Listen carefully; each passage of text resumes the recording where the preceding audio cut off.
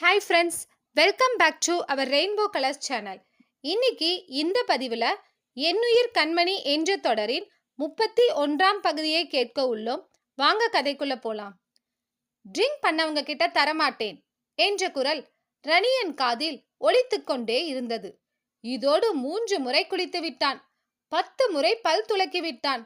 குளித்து கண்கள் சிவந்து வெளியே வந்தவன் அவசரமாக ஆடை மாற்றி வெளியே வர பிரபுவுக்கு அத்தனை சிரிப்பு. என்ன மாமா, நாளைக்கு கூட பாத்துக்கலாமே, ஏன் இவ்வளவு மெனக்கெடுறீங்க என்று கேட்டுவிட்டான். டோன்ட் டாக், ஸ்மெல் வருதா சொல்லு என்றான் அதி தீவிரமாக. வருது வருது, வாயில பேஸ்ட் ஸ்மெல்லும் மேல நியூட்ரிஜனா ஸ்மெல்லும் என்றான் சற்று எரிச்சல் கலந்த தொனியில். பின்ன இதோடு எத்தனை முறை அவன் முன் ஊதி காட்ட? பேபிஸ்க்கு ஸ்மெல் ஒத்துக்கும் தானே? நான் என்ன டாக்டரா? இல்ல முன்ன பின்ன பிள்ளை பெற்றிருக்கனா?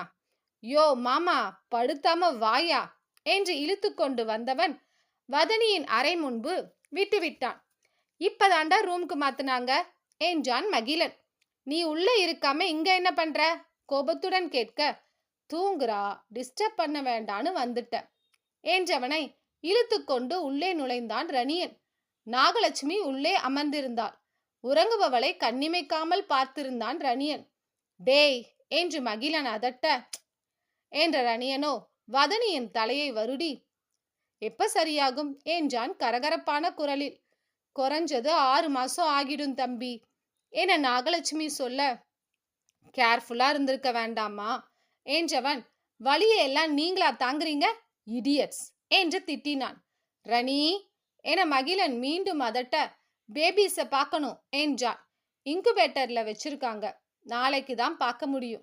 10 நாள் முன்ன வந்துட்டாங்க இல்ல, அதான் என்றவன் வதனியின் சலைன் ஏறிக்கொண்டிருந்த கையை பிடித்து கொண்டு அமர்ந்து விட்டான்.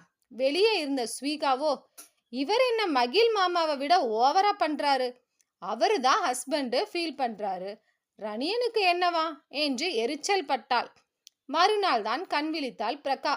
அதுவரை தன்னை கட்டுப்படுத்தி கொண்டு அமர்ந்திருந்தனர் மகிழன் ரணியன் இருவரும்.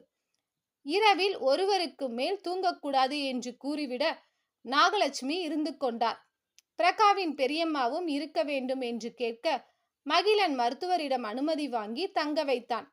மகிழனும் ரணியனும் பக்கத்து அறையில் இருந்தனர், மற்றவர்களை வீட்டிற்கு அனுப்பிவிட்டு. ஏண்டா இப்படி இருந்து தொலைக்கிற? ரணியனை கண்டு மகிழன் கேட்க, எப்படி இருக்க என்று எதிர்கேள்வி கேட்டான் ரணியன்.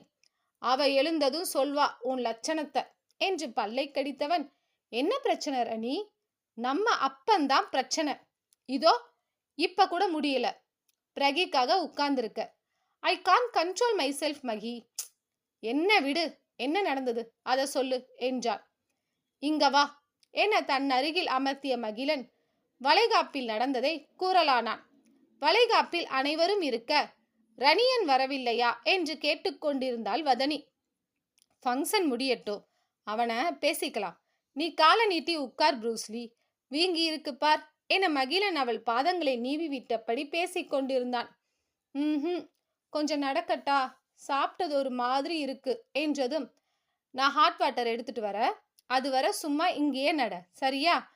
ஏன் நாகு அக்கா என்றவளிடம், அவங்கள பிருந்தாவனத்துக்கு சாப்பாடு தர அனுப்பியிருக்கேன் என்றபடி, நான் வைக்கிறேன் ப்ரூஸ்லி, சுடுதண்ணி கூடவா போட மாட்டேன் என்று சிரித்தபடி செல்ல சுமித்ரா தருணிகாவோடு வந்தார்.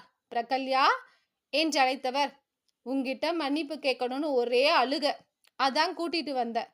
ஆமா, தம்பி எங்க என்று கேட்க, இப்பதான் சுடுதண்ணி வைக்க உள்ளே போனாங்க, என்கிட்ட எதுக்கு மன்னிப்பு என்றபடி எழுந்தாள் பிரகா. பெரிதான மேடிட்ட வயிறுடன் அவ்வளவு சீக்கிரம் எழ இயலவில்லை.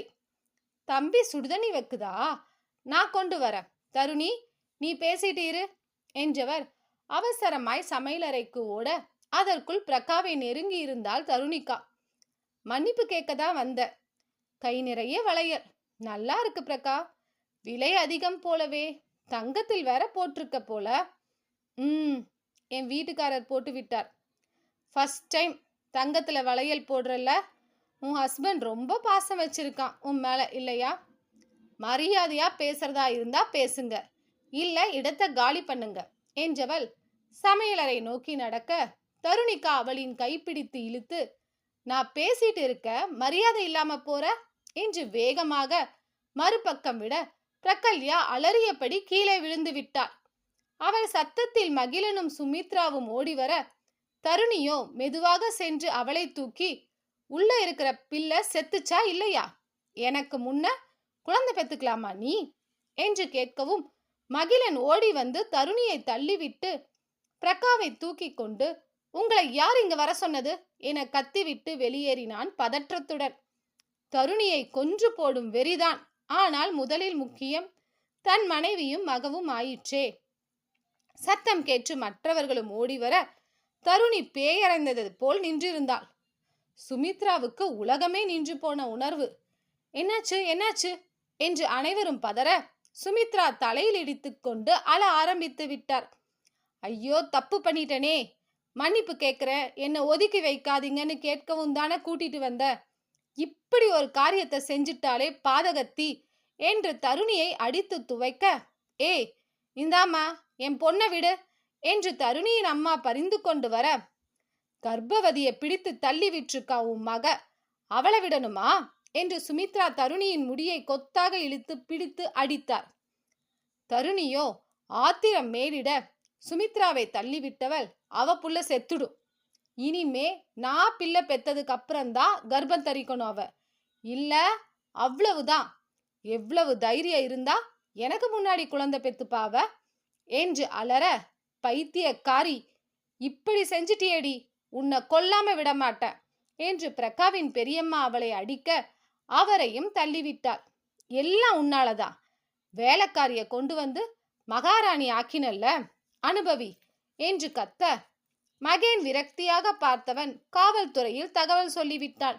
தம்பி, வேண்டாம் தம்பி, ஏதோ தெரியாம பண்ணிட்டா என்று தருணியின் அம்மா கெஞ்ச, குடும்பத்தோட உள்ள தூக்கி வச்சிடுவேன், பொண்ணா இவ, அரக்கி, அவங்களுக்கு மட்டும் ஏதாவது ஆச்சு உன்னை கொல்ல கூட தயங்க மாட்டேன், சீ, உன் முகத்துல முழிச்சா கூட பாவம் என்று கத்திவிட்டு மருத்துவமனைக்கு சுமித்ராவுடன் சென்று விட்டான். அவன் வந்து சொல்லிதான் தெரியும் தருணியை அரெஸ்ட் பண்ணியாச்சுன்னு என்று முடித்தான் மகிழன். உயிரோடு ஏன் விட்ட, முகத்துல உணர்வுகளை வெளிக்காட்டாமல் ரணியன் கேட்க, உயிரை மட்டும் விட்டு வைக்க சொன்னேன் என்றான் பதிலுக்கு. நான் எடுத்துடுறேன் என்று முடித்தான் ரணியன். வேண்டாம், அவளே சூசைட் பண்ணிப்பா, நாம பசங்க கூட இருக்கணும் என்ற மகிழன். நீ இப்படி இருக்காதடா என்றான்.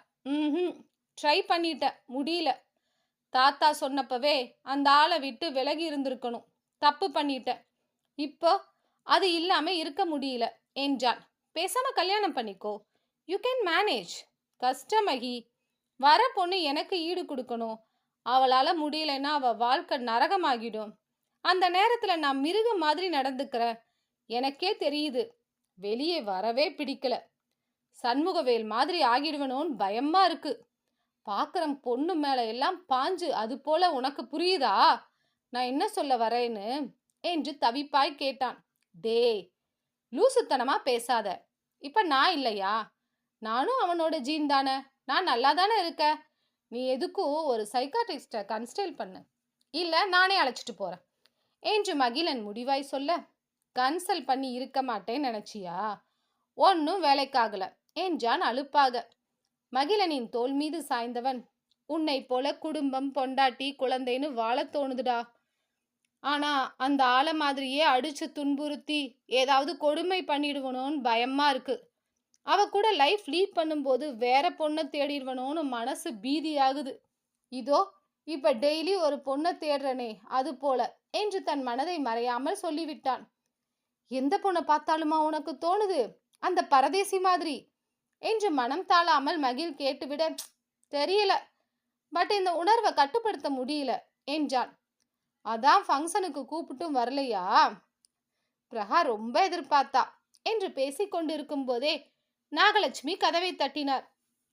தம்பி, பாப்பா கண்ணு முழிச்சிருச்சு, உங்களைத்தான் தேடுது என்றதும் இருவருமே அங்கே விரைந்திருந்தனர். உதடுகள் காய்ந்து போய் இருக்க லேசாக வெடித்திருந்ததில் ரத்தம் வேறு வந்தது. ரத்தம் வருது, டாக்டரை கூப்பிடுங்க என்று ரணியன் அரற்ற, தம்பி தண்ணி இல்லாம அப்படி இருக்கு, இதோ இப்படி பண்ணா சரியாகிடும் என்று மூடியில் தண்ணீர் ஊற்றி பஞ்சில் நனைத்து வதனியின் உதட்டில் தடவி விட்டார் நாகலட்சுமி. இது எப்படி பத்து? குடிக்க தண்ணி கொடுங்க என்று அதற்கும் கத்த, டேய் தண்ணி தரக்கூடாதுடா என மகிழன் சொல்ல, எந்த மெண்டல் அப்படி சொன்னது? தண்ணி குடிக்காம எப்படி இருப்பா? நீ எல்லாம் என்ன ஹஸ்பண்ட் என்று அவனுக்கும் திட்டு விழுந்தது. அதற்குள் மருத்துவர் வந்துவிட, ஏன் சத்தம் போட்டுட்டே இருக்கீங்க? அவங்களுக்கு டிஸ்டர்ப் ஆகாதா என்று முறைத்தாள் அதே மருத்துவ பெண். தண்ணி தராம அவளுக்கு ஏதாவது வந்தா என்ன ஹாஸ்பிட்டல் இது? ஒரு ரெஸ்பான்ஸ் இல்லாம என திட்ட, சார் இவரை முதல்ல வெளியே போக சொல்லுங்க என்று சொல்லிவிட்டாள் கடுப்பாக. Don't talk. இப்ப தண்ணி தர முடியுமா முடியாதா? மல்லுக்கு நின்றான் அவளிடத்தில். சார் தண்ணி அதிகம் தரக்கூடாது. உள்ளே போட்டிருக்கிற தையல்ல புண் ஆறாது. அப்புறம் தண்ணி தாகம்லாம் எடுக்காது. நீங்க சத்தம் போடாதீங்க, கொஞ்சம் வெளியே இருங்க என்று செவிலி பெண் சொல்ல என்று அங்கேயே நின்று கொண்டான் ரணியன். ரணி வாடா என மகிழன் வெளியே இழுத்து வர மருத்துவரை முறைத்தபடி வெளியே வந்தான். சரியான காட்டாம் போல என்று முனகியபடி வதனியை பரிசோதித்தாள். நாளைக்கு தண்ணி கொடுங்க, இந்த பாட்டில் சலைன் முடிஞ்சதும் எடுத்துடலாம் போதும் என்று கூறியபடி, அவர் யார் உங்களுக்கு என்று கேட்டார். என் அப்பா என்று பிரகாஷ் சொல்ல, இவ்வளவு யங்கான அப்பாவா என்று சிரிக்க, என் ஹஸ்பண்டோட தம்பி, எனக்கு அப்பா மாதிரி. டேட் லிட்டில் பிரின்சஸ் தான், அதான் அராஜகம் பண்றாரு என்றபடி போய்விட்டார். அவளுக்கு அப்பாவாடா நீ? மகிழன் புன்னகைத்தான். இல்லைன்னு சொல்வியா நீ என்றவனுக்கு கர்வ புன்னகை இதழில். மகிழன் உள்ளே நுழைந்ததும் நாகரிகம் கருதி நாகலட்சுமி வெளியே வந்து விட்டார். ரணியன் குழந்தைகளை பார்க்க கிளம்பி விட்டான். மகிழன் பிரகா இருவரும் ஒருவரை ஒருவர் பார்வையால் வருடியபடி இருந்தனர். மகிழா மெல்லிய குரலில் அழைத்திட தலையை தாங்கியபடி அமர்ந்து விட்டான் அவன். உன் முன்னாடி தைரியமா இருக்கிறது போல நடிக்க கூட முடியலடி. வலி நிறைந்த வார்த்தைகள் அவை.